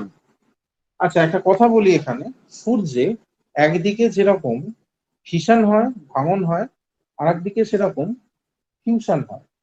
তার মানে সূর্যে ভাঙন আর সংযোজন একসঙ্গে ঘটে। এবার তোমার মাথায় কোশ্চেন আসতে পারে যে তাহলে স্যার আপনি এটাকে সংযোজনে কেন লিখেছেন? যেহেতু আমি বলছি সূর্যতে ভাঙনও হয় সংযোজনও হয়, তো তাহলে দুটোতেই লেখা উচিত ছিল। না, সূর্যতে যে হারে ভাঙন হয় তার থেকে কয়েক গুণ বেশি হারে সংযোজন হয়, ওই জন্য এটা সংযোজনে লেখা আছে। ঠিক আছে, তুমি কিন্তু কখনোই ভাঙনের ক্ষেত্রে সূর্যেতে টিক দেবে না, কিন্তু তুমি জেনে রাখবে যে সূর্যের ভাঙন সংযোজন দুটোই হয়। যদি কখনো পরীক্ষায় কোশ্চেন আসে যে কোনটাতে ভাঙন সংযোজন দুটোই হয়, তাহলে তুমি সূর্য আনসার করতে পারো। আর অ্যাটম বোম, এই hydrogen bomb 1000 times more powerful than atom bomb, atom বোমের থেকে 1000 গুণ বেশি শক্তিশালী হলো। তারপর এবার দেখো এখানে কি আছে, এবার এখানে আছে নিউক্লিয়ার রিঅ্যাক্টর। নিউক্লিয়ার রিঅ্যাক্টরে কি কি জিনিস, নিউক্লিয়ার রিঅ্যাক্টরে রয়েছে কি কি অংশ নিউক্লিয়ার রিঅ্যাক্টরের ক্ষেত্রে আমরা দেখব। নিউক্লিয়ার রিঅ্যাক্টরের ক্ষেত্রে আছে ফিশনেবল ফুয়েল, কি, ইউরেনিয়াম 233 বা ইউরেনিয়াম, তারপর ইউরেনিয়াম 235, প্লুটোনিয়াম 239, পিইউ 239। তাহলে এই জিনিসগুলো ফিশনেবল ফুয়েল হিসেবে ইউজ হয়, মানে জ্বালানি হিসেবে ইউজ হয়। নাওএডেজ thorium 232 can be used as a fuel. এখন এই সময় থোরিয়াম 232 ফুয়েল আকারে ইউজ হয়। তারপর মডারেটর হিসেবে কি থাকে? মডারেটর হিসেবে থাকে হেভি ওয়াটার এবং গ্রাফাইট। হেভি ওয়াটার এবং গ্রাফাইট মডারেটর হিসেবে থাকে। কন্ট্রোল রড হিসেবে কি থাকে? Rods of cadmium and boron. Boron আর ক্যাডমিয়ামের রড। কুল্যান্ট আকারে কি থাকে? ওয়াটার, হেভি ওয়াটার বা গ্যাস থাকতে পারে, like He or CO2, helium বা কার্বন ডাইঅক্সাইড। আচ্ছা, এবার দেখো এখানে আমি যে জিনিসগুলো বললাম, তাহলে কি কি জিনিস ছিল? ফিশনেবল ফুয়েল ছিল, মডারেটর ছিল, আমি একটু আগেই পড়ালাম, মানে পড়িয়েছিলাম আগের দিন যে মডারেটর হিসেবে হেভি ওয়াটার থাকে। এখানে তুমি জানলে গ্রাফাইটও থাকে। এবার যদি অপশনে হেভি ওয়াটার গ্রাফাইট দুটোই থাকে, তুমি কিন্তু হেভি ওয়াটার আনসার করবে। কন্ট্রোল রড হিসেবে কি থাকে? ক্যাডমিয়াম আর বোরনের রড থাকে, আর কুল্যান্ট হিসেবে থাকে। তো এই যে জিনিসগুলো আমি এতক্ষণ থেকে বলছি, এত কিছু জিনিস কি কাজ করে? একটাই কাজ করে, যে হিউজ পরিমাণ যে টেম্পারেচার তৈরি হচ্ছে সেই টেম্পারেচারকে কন্ট্রোল বা মডারেট করার ব্যবস্থা করে। কেননা কখনো সেই টেম্পারেচার তো যন্ত্রকে নষ্ট করে দিতে পারে, যাতে কোনো রকম ভাবে এই সিস্টেম না হয় তার জন্য এই জিনিসগুলো দেওয়া থাকে। হলো নিউক্লিয়ার রিঅ্যাক্টরের কিছু ব্যবহার। কি? To produce electrical energy. Electrical energy produce করে কোথা থেকে? From the energy release during fission. ফিশনে যে এনার্জি তৈরি হয় সেখান থেকে ইলেকট্রিক্যাল এনার্জি ফর্ম করা হয়, যেটা তোমরা আগেই শুনেছো আমার কাছে। তার টু প্রডিউস ডিফারেন্ট আইসোটোপ, বিভিন্ন ধরনের আইসোটোপ তৈরি হয়, which can be used in medical, physical and agricultural science, যেটা বিভিন্ন ক্ষেত্রে কাজে লাগে, মেডিকেল, ফিজিক্যাল, এগ্রিকালচারাল সায়েন্সের ক্ষেত্রে। তারপর অ্যাটম বোম। স্যার বলো। তাহলে যে এই যে ধরুন এত কিছু জিনিস নিউক্লিয়ার রিঅ্যাক্টরে ব্যবহার করা হচ্ছে হিটটাকে মডারেট করার জন্য, তারপরেও তো পারমাণবিক চুল্লিগুলো থেকে দুর্ঘটনা ঘটছে বা ঘটেছে, হ্যাঁ, ঘটবে। সেইগুলো কেন স্যার? এবার দেখো এই যে জিনিসগুলো আছে, মডারেটর আছে, তারপর ধরে নাও কন্ট্রোল রড আছে। এবার এই জিনিসগুলো তো সবসময় ওকে অবস্থায় থাকে না, কখনো তো 19-20 হয়ে যায়। এই যে যেমন আমি বললাম যে কন্ট্রোলার হিসেবে থাকে হেভি ওয়াটার অ্যান্ড গ্রাফাইট। কখনো ধরে নাও গ্রাফাইট, ঠিক আছে গ্রাফাইট তো সাপোর্ট করে, কিন্তু মেইন কাজ করছে হেভি ওয়াটার। এবার ধরে নাও হেভি ওয়াটারটা তো ল্যাবে প্রোডাকশন হচ্ছে, এবার বাই চান্স প্রোডাকশন হতে গিয়ে কখনো কোনো সমস্যাতে হেভি ওয়াটারের প্রোডাকশন হওয়া উচিত ছিল ধরে নাও 80%, সেটা নেমে গিয়ে 55 থেকে 60%-এ নেমে গেছে যান্ত্রিক গোলযোগের কারণে বা কোনো ফল্টের কারণে। কেন এখানে তো প্রচুর অ্যাপারেটাস থাকে, সেই কোনো একটা অ্যাপারেটাস যদি একটু ফল্ট হয়ে যায় তাহলে তার প্রোডাকশনে গন্ডগোল হবে। আর হেভি ওয়াটারের প্রোডাকশনে যদি গন্ডগোল হয় তাহলে যন্ত্রের সাপোর্ট সিস্টেমে গন্ডগোল আসবে। তো তখন নিউক্লিয়ার চুল্লির মধ্যে তুমি এরকম সমস্যা দেখতে পাবে। তো যেটার পরিমাণ খুব কম, মানে হয় মানছি হয়, আমরা নিউজে দেখেছি বা সায়েন্স রিপোর্টারে পড়েছি, কিন্তু তার পরিমাণ যে খুব বেশি তা নয়, খুব কম হয়। যেমন ধরে নাও জাপানের ফুকুশিমাতে এই একটা সমস্যা হয়েছিল, যখন সুনামি হয়। সুনামি কবে হয়েছিল? এটা মোটামুটি 5-6 সালে, 2005-6 সালে সুনামি হয়েছিল, যেটা ফার্স্ট টাইম আমরা ওয়ার্ল্ডের হিস্ট্রিতে দেখি যে সুনামি বলে কিছু একটা জিনিস এসছে। না, সেই সুনামি 2004-এ হয়েছিল স্যার, 2004-এর 26শে ডিসেম্বর। 4-এ হয়েছিল? আচ্ছা চলো, ভালো কথা। তো হবে হয়তো, আমার খেয়াল নেই। সেই যে 2004-এ যে হয়েছিল, সেই সুনামির জলের তোড়ে জাপানে ফুকুশিমা নিউক্লিয়ার রিঅ্যাক্টরে ফাটল ধরে। সেই যে নিউক্লিয়ার রিঅ্যাক্টরে ফাটল ধরে, তো তাতে গোটা ওয়ার্ল্ডের হিস্ট্রিতে, মানে ওয়ার্ল্ডের সায়েন্টিস্টরা তোলপাড়ে পড়ে যায় যে কেন এরকম, মানে এর পরে যে কি ইতিহাস হতে চলেছে। যদি সেই নিউক্লিয়ার রিঅ্যাক্টরে ফাটল ধরে তাহলে সেখানে নর্মাল জল ঢুকে যাবে, সমুদ্রের জল, কিন্তু সেখানে শুধুমাত্র হেভি ওয়াটার কাজ করে। আর নর্মাল জল যদি ঢুকে যায় তাহলে হবে কি, সেখানে যে রিয়াকশন গুলো আছে সেগুলো আস্তে আস্তে তোমার হাতের বাইরে চলে যায়। তার মানে টেম্পারেচার যে ফর্ম হচ্ছে সেটা আর তুমি কন্ট্রোল করতে পারবে না। আর সেটা যদি কন্ট্রোল না হয় তাহলে আরেকটা হয়তো নিউক্লিয়ার বাস্ট হতো, মানে নিউক্লিয়ার রিঅ্যাক্টর ফেটে যাওয়া, অ্যাটম বোম ফেটে যাওয়া, সেম জিনিস।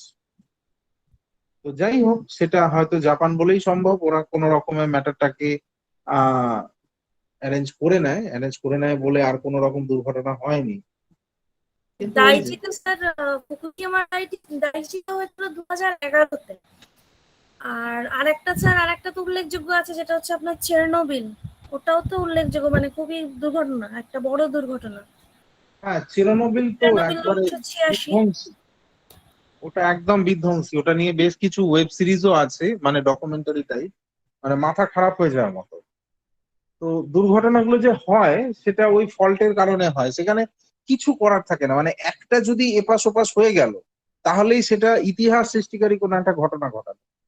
মানে সে তো ফেটে গেল, নষ্ট হলো, মানুষ মরলো, সেটা আলাদা জিনিস। দুর্ঘটনা হলে মানুষ মরবে, এটা খুব নর্মাল। মানে শুনতে খারাপ লাগলো, এটা খুব প্র্যাকটিক্যালি সত্য।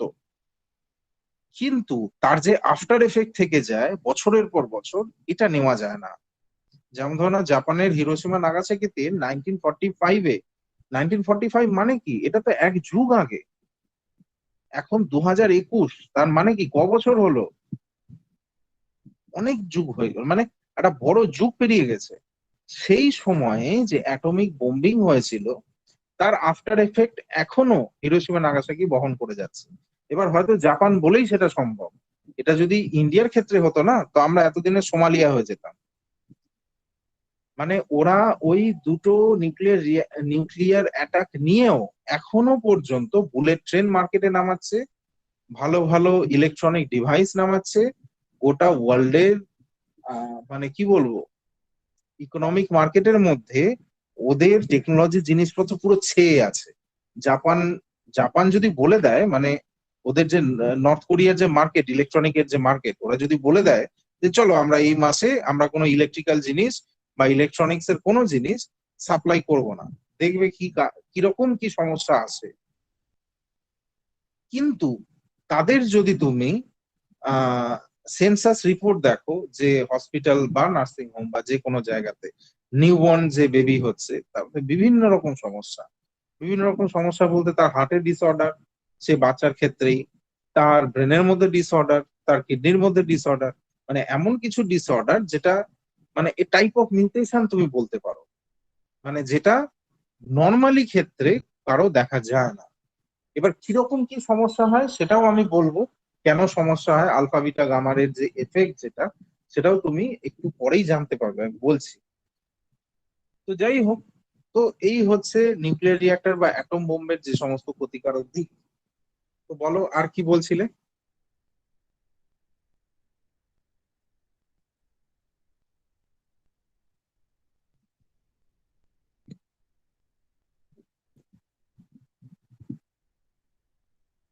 হুম, আচ্ছা, দেখো, first used by USA against Japan, second world ওয়ারে ইউএসএ জাপানের বিরুদ্ধে হয়েছিল। কত তারিখে? 6 আগস্ট 1945 অ্যাট হিরোশিমা, আর 9 আগস্ট 1945 অ্যাট নাগাসাকি। একদম ঠিক। এবার এখানে এই যে বোম্বিং, এটা কখনো পরীক্ষায় আসে না, জাস্ট শুধু ঘটনার খাতিরে এলো বলে আমি এটা লিখেছি। আর ফিশনেবল ফুয়েল দেখো এখানে কি ছিল, ইউরেনিয়াম-235 অ্যান্ড প্লুটোনিয়াম-239, মুখস্থ রাখবে। লেস কমনলি ইউজড ফুয়েল, মানে যেটা খুব কমন ইউজ হয় সেটা হচ্ছে ইউরেনিয়াম-233 আর নেপচুনিয়াম-237, NP-237, and some isotopes of americium may be usable. তো জিনিসগুলো মাথায় রাখবে, ইউরেনিয়াম-235, প্লুটোনিয়াম-239, এই দুটো থাকে। আর কমনলি ইউজ হচ্ছে ইউরেনিয়াম-233 আর NP-237, আর কিছু আইসোটোপস অ্যামেরিসিয়ামের ক্ষেত্রে সেটাও ইউজ হয়। তো পরীক্ষায় কোশ্চেন আসে, একটু খেয়াল রাখবে। এবার দেখো ব্রিডার রিঅ্যাক্টর কি? It is a nuclear reactor, এটা হচ্ছে nuclear reactor that generates more fissile material than it consumes. Breeder রিঅ্যাক্টরের ব্যাপারটা কি, এ যতটা কনজিউম করে, মানে তুমি ব্রিডার রিঅ্যাক্টরে যতটা ফিশনেবল ফুয়েল দেবে, ও তার থেকে বেশি মেটেরিয়াল তৈরি করবে। মানে ও তার থেকে বেশি ফিসাইল মেটেরিয়াল তৈরি করবে। ঠিক আছে, এটা ব্রিডার রিঅ্যাক্টরের একটা গুরুত্বপূর্ণ ঘটনা বা ক্যারেক্টারিস্টিক্স বলতে পারো। ব্রিডার রিঅ্যাক্টর কি? এটাও এক ধরনের নিউক্লিয়ার রিঅ্যাক্টর। দেখো লেখা আছে it is a nuclear reactor that generates more fissile material. এ বেশি পরিমাণে ফিসাইল মেটেরিয়াল তৈরি করে যতটাও কনজিউম করে। ফিশনেবল ফুয়েল কি? ফিশনেবল ফুয়েল হচ্ছে ইউরেনিয়াম 238 আর থোরিয়াম 232। পরীক্ষায় কোশ্চেন আসে। হাইড্রোজেন বোমস, এইচ বোমস, এটা কি? একটু আগেই আমি বললাম হাইড্রোজেন বোম 1000 গুণ বেশি শক্তিশালী। তো কিভাবে তৈরি হয়? Fusion reaction between isotopes of hydrogen. হাইড্রোজেনের আইসোটোপের মধ্যে ফিউশন রিঅ্যাকশনের ফলে হাইড্রোজেন বোম তৈরি করা যায়। কি কি? ডিউটেরিয়াম আর ট্রিটিয়ামের মধ্যে তুমি যখন ফিউশন রিঅ্যাকশন করবে তখন হাইড্রোজেন বোম ফর্ম করবে। 1000 গুণ বেশি শক্তিশালী, 1000 times more powerful than atom bomb. এই হলো আমাদের আজকের টোটাল চ্যাপ্টার। তো এখানে আমার কিছু বলার নেই, আর একটা জিনিস বলার আছে আমি বলছি। তো আগে শুনে নিই তোমাদের থেকে যে এখানে কিছু সমস্যা, কিছু বক্তব্য, কিছু যদি থাকে তো বলো।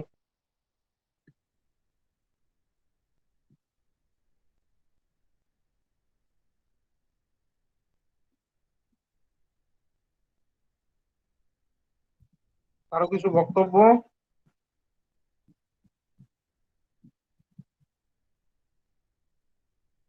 না স্যার, বুঝতে পেরেছি। আচ্ছা আচ্ছা, দেখো আমি প্ল্যান বলি। আমি নেক্সট দিন পড়াবো হচ্ছে ফটোসিনথেসিস, সালোক সংশ্লেষ। তারপরে পড়াবো হচ্ছে অ্যাসিড বেস সল্ট। ঠিক আছে, অ্যাসিড বেস সল্ট পড়ার পর আমি পড়াবো হচ্ছে ইলেকট্রিসিটি। তো আমি চ্যাপ্টার ওয়াইজ যেভাবে যেভাবে এগোবো তুমি সেইভাবে চ্যাপ্টার ওয়াইজ ম্যাটার গুলোকে শেষ করবে। আমি 4টে চ্যাপ্টার পড়ানোর পর আমি একটা পরীক্ষা নেব। সেটা শুধু সায়েন্সেরই পরীক্ষা হবে। এবার সেটা ক্লাসের টাইমের বাইরে পরীক্ষা হবে, ঠিক আছে? কারণ ক্লাসের টাইমে যদি পরীক্ষা নিই তো তোমাদের এমনিতেই ক্লাসের গন্ডগোল হয়, তো তার মধ্যে আরো চাপ হয়ে যাবে। তো একটা করে চ্যাপ্টার পড়িয়ে আমি পরীক্ষা নেব না, একটা করে চ্যাপ্টার পড়িয়ে পরীক্ষা নেওয়াটা বেকার হয়। তো একটু সাথে সাথে আমার চলার চেষ্টা করবে, তাহলে একটু সুবিধে হয়। আচ্ছা, দেখো এবার যে জিনিসটা আমার বলার ছিল যে আলফা বিটা গামা রশ্মি যে নির্গত হয় সেটা কিভাবে ক্ষতি করে। তো আমরা জানি গামা রে বেশি ক্ষতি করে। তো গামা রে যখন আমাদের বডির মধ্যে ঢুকছে, তো বডির মধ্যে ঢুকছে মানে কি? কোষের মধ্যে ঢুকছে, তাই তো? ধরো না, আমি তোমার বডির মধ্যে দিয়ে আলফা রে, বিটা রে, গামা রে পাস করালাম। গামা রে খুব তাড়াতাড়ি এক জায়গা থেকে আরেক জায়গায় চলে যেতে পারে, তো তোমার বডির মধ্যে দিয়ে চলে যাবে। তো চলে যাওয়ার পর তার মানে কি? তোমার বডির কোষের মধ্যে দিয়ে যাচ্ছে। কোষের মধ্যে দিয়ে যাওয়া মানে কি? কোষের মধ্যে দিয়ে যাওয়া মানে নিউক্লিয়াসের মধ্যে দিয়ে যাওয়া, তাই তো? আচ্ছা, আমাদের বডিতে নিউক্লিয়াস থাকে। আচ্ছা, আমাদের বডিতে কোষ থাকে তো। এবার প্রত্যেকটা কোষেই কি নিউক্লিয়াস থাকে, না কিছু কিছু কোষে নিউক্লিয়াস থাকে, বলতে পারবে? না না স্যার, প্রতিটা কোষে নিউক্লিয়াস থাকে না। স্যার প্রতিটা করে? প্রতিটা কোষে নিউক্লিয়াস থাকে না। কোন কোন কোষে ইউক্যারিওটিক থাকে না? প্রোক্যারিওটিক ওই একটা ব্যাপার আছে, ভুলে না না গেছি। না না না না, আমি শুধু গলগি আমাদের বডি, ক্ষেত্রে বলছি। গলগি বডিতে থাকে না। আচ্ছা, গলগি বডিতে থাকে না সে তো ঠিক আছে, ওটা তো কোষ অঙ্গাণু বললে, তাই না? হ্যাঁ হ্যাঁ। আমি কোষের কথা বলছি। একটা তোমার সেলেই হাতে কোষ আছে, পায়ে কোষ আছে, স্যার মাথায় কোষ প্রতিটা আছে। কোষে নিউক্লিয়াস থাকে স্যার। এটাই বলতে চাইছি, প্রত্যেকটা কোষে নিউক্লিয়াস থাকে, তাই তো? আচ্ছা, আমাদের ক্রোমোজোম সংখ্যা কত? আমাদের ক্রোমোজোম সংখ্যা হচ্ছে 23 পেয়ার্স। এটা তোমরা পড়েছো আশা করি, বা 46টা। হ্যাঁ স্যার, ঠিক, পড়েছি। হ্যাঁ 46টা ক্রোমোজোম আমাদের বডিতে কোথায় থাকে? একটা কোষে থাকে নাকি সব কোষে ছড়িয়ে থাকে, না কি ব্যাপার জানো কি? এক একটা সেলে থাকে স্যার। এক একটা সেলে কটা করে থাকে? ক্রোমোজোম একটাই থাকে তো, ক্রোমোজোমের মধ্যে তো সবকিছু আছে। না, এই যে বলছি 46টা যে ক্রোমোজোম থাকে, এই 46টা ক্রোমোজোমের কথা বলছি। তাহলে এটা কি 46টা মানে ক্রোমোজোম আলাদা আলাদা রকমের, এটা প্রতিটা কোষে কিছু না কিছু ক্রোমোজোম থাকে। তা আমাদের দেহে কোষ কটা আছে? স্যার অসংখ্য। অসংখ্য। তাই তো, কয়েক লক্ষ, কয়েক কোটি। হ্যাঁ স্যার। তো কয়েক কোটির মধ্যে কি 46টা ক্রোমোজোম ভেঙে ভেঙে আছে? না না স্যার, মানে ক্রোমোজোম 46টা, মানে ওটা রকম 46 রকমের। আমি যতদূর জানি 46 রকমের, এবং মানে প্রতিটা কোষে ওরকম কিছু, ওর থেকে কিছুটা কিছুটা মানে ক্রোমোজোম থাকে ওই রকম থেকে, ওই টাইপসে। কারণ স্যার সব সেলেই তো মাইটোসিস মিয়োসিস হচ্ছে, আর মাইটোসিস মিয়োসিস তো ক্রোমোজোমের মধ্যে হয়। বাপরে, গন্ডগোল, কনসেপ্টে গন্ডগোল। এবার শোনো, প্রত্যেকটা কোষে নিউক্লিয়াস আছে। কটা করে নিউক্লিয়াস থাকে প্রত্যেকটা কোষে?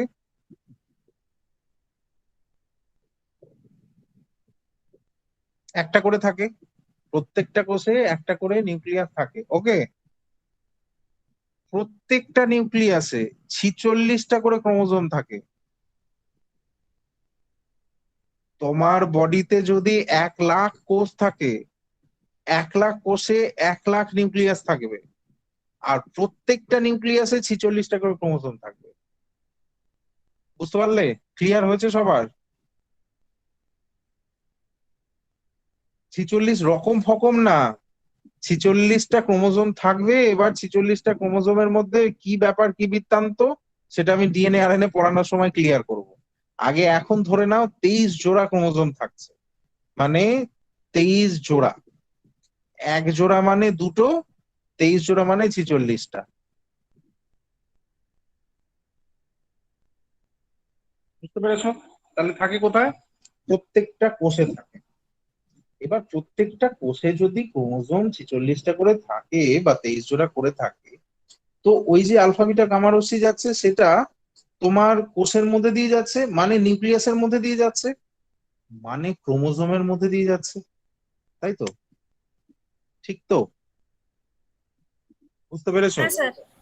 হ্যাঁ। হ্যাঁ স্যার, বুঝতে পেরেছি। তার মানে সে যদি প্রত্যেকটা ক্রোমোজোমের মধ্যে দিয়ে যায়, তাহলে ক্রোমোজোম তোমরা ছোটবেলায় এরকম দেখে থাকবে, তাই তো? এর মধ্যে দিয়ে যদি, এখানে কি থাকে, এখানে এই যে সিঁড়ির মতন অংশগুলো থাকে, এই সিঁড়ির মতো অংশে কি থাকে? সিঁড়ির মতো অংশে থাকে এ টি আর জি সি। এগুলো কি? এগুলো হচ্ছে বেস পেয়ার। এগুলো কোথায় থাকে স্যার? এগুলো এইখানে থাকে, এই যে সিঁড়ির মতো ধাপগুলো যে আছে, এইখানে থাকে এটি আর জি সি। এবার এখানে ধরে নাও গামারে হিট করছে। যদি গামারে হিট করে, একবারে সমস্যা হয় না, বছরের পর বছর ধরে যদি হিট করতে থাকে, তাহলে এখানে এরকম হতে পারে, এই যে এটি যে ছিল, এটি না হয়ে এরকম হতে পারে। কিরকম? ধরে নাও এ সি হয়ে গেল, তারপর জি টি হয়ে গেল। এটাকে কি বলে? এটাকে বলে আনইউজুয়াল বেস পেয়ারিং।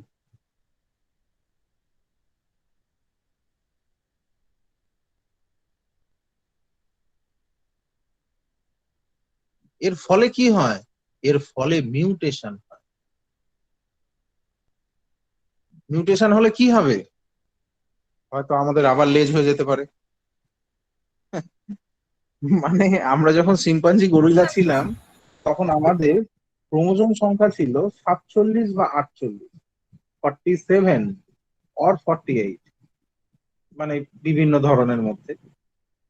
তো আমরা ইভলিউট করে এখন হোমো স্যাপিয়েন্স হয়েছি, হিউম্যান হয়েছি।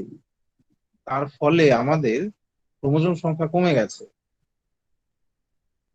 এবার যদি এই যে মিউটেশনের এই এফেক্ট যদি ঘটতে থাকে, তাহলে এরকম বহু রকম সমস্যা আসবে।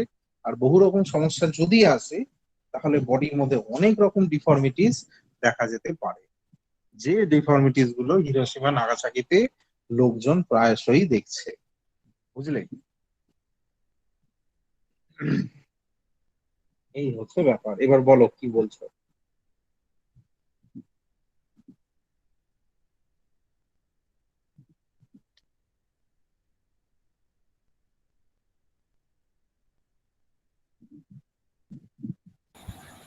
স্যার নেক্সট ক্লাস হচ্ছে ফটোসিনথেসিস। হ্যাঁ, নেক্সট ক্লাসে ফটোসিনথেসিস। আপনি পিডিএফ দিয়ে দেবেন তো? এক্ষুনি দিয়ে দেবো। ঠিক আছে। আচ্ছা আচ্ছা, শোনো, এই যে টোটাল চ্যাপ্টার বললাম ভালো করে বুঝেছো? আমি এটা রেকর্ডেড ভার্সন তোমাদের পাঠিয়ে দেবো আজকের মধ্যেই, বা যদি না হলো কালকে পাঠালাম, যাই হোক। তো কখনো সমস্যা হলে আবার ঘুরিয়ে পেঁচিয়ে দেখে নেবে ঠিকভাবে। আমার একটাই কথা, পুরোপুরি যেন কনসেপ্ট ক্লিয়ার থাকে, ঠিক আছে? আর নেক্সট দিন আমি যে পড়াবো এই পর্যায় সারণী বলছি, ফটোসিনথেসিস, তুমি ছোটবেলায় যে ফটোসিনথেসিস পড়েছো ওই ফটোসিনথেসিসটা এর থেকে অনেকটাই আলাদা। ওই জন্য তুমি যদি ব্যাপারটা হালকা চালে নাও তাহলে কিন্তু কেস খেয়ে যাবে। কেন, ফটোসিনথেসিস এর মধ্যে অনেকগুলো জিনিস আছে যেগুলো আমরা এখন অবধি হয়তো জেনে উঠতে পারিনি, সেটাই আমি সেদিন পড়াবো। তো যা যা লেখা আছে, আমি যা লিখেছি আর যা ছবি এঁকেছি সবকিছু তুমি ওখানটাতে খাতাতে লিখে নেবে, ঠিক আছে? তার মানে একটু গ্যাপ গ্যাপ দিয়ে লিখবে, যেমন তুমি বুঝতেই পারছো আমি লেখার সাথে সাথে এপাশ ওপাশে আরো অনেক ইনফরমেশন দিই, যে ইনফরমেশন গুলো তুমি খাতাতে লিখতে পারবে। আর অন স্পট আমি যখন ক্লাস করাবো খাতা নিয়ে পেন নিয়ে বসবে আর ভালো করে করে নেবে। আর একটু মেসেজ সবার কাছে পৌঁছে দিও, যারা আজকে প্রেজেন্ট থাকতে পারেনি তারা যেন এই ম্যাটারটা দেখে নেয়, ঠিক আছে? স্যার বলছি যে একটা কথা জিজ্ঞেস করবো? বলছি যে এক্স রে যেটা আমরা করি সেটাও কি শরীরের জন্য ক্ষতিকর? খুব ভালো কথা। এবার তুমি বলো, এটা এক্স রে কি আমাদের ক্ষতি করে? স্যার করে না নিশ্চয়ই, তাহলে ডাক্তাররা তো প্রেসক্রাইব করতো না, কিন্তু মানে ওটাও তো রেটা তো শরীরের মধ্যে ঢুকছে। এক্স রে আমাদের সার্টেন টাইমের মধ্যে কোনো ক্ষতি করে না, কিন্তু তুমি যদি সারা দিন ধরে পায়ে বা হাতের এক্স রে করতে থাকো তাহলে অনেক রকম সমস্যা হবে। দেখবে তুমি যখন এক্স রে করতে যাবে তো ডাক্তার তোমাকে কিছুক্ষণ টাইম রেখেই বের করে নেবে, মানে তুমি ভাবতেই পারবে না হয়ে গেল এখনই, তোমার এরকমই মনে হবে। তো হ্যাঁ, সত্যিই তাই, মানে একটা ফ্র্যাকশন অফ টাইমে একটা ব্লিঙ্কিং যাবে, চলে আসবে, জাস্ট ফ্ল্যাশ, তাও বোঝা যায় না, কিছুই বোঝা যায় না, গেল চলে এলো হয়ে গেল। ওর থেকে বেশি টাইম যদি 10 মিনিট 15 মিনিট তোমাকে যদি এক্স রে করা হয় তাহলে এরকম ঘটনা ঘটবে, তুমি যেরকম স্ক্রিনে দেখতে পাচ্ছ, বুঝলে? হ্যাঁ স্যার, বুঝতে পারছি। তো এই হচ্ছে ম্যাটার। তাহলে চলো, আজকের গল্প এতটাই।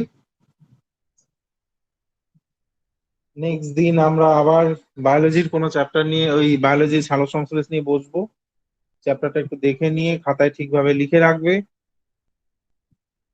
ঠিক আছে? চলো তাহলে, থ্যাংক ইউ। ঠিক আছে sir, thank you, good night. Thank you, good night. Good night sir. Good night.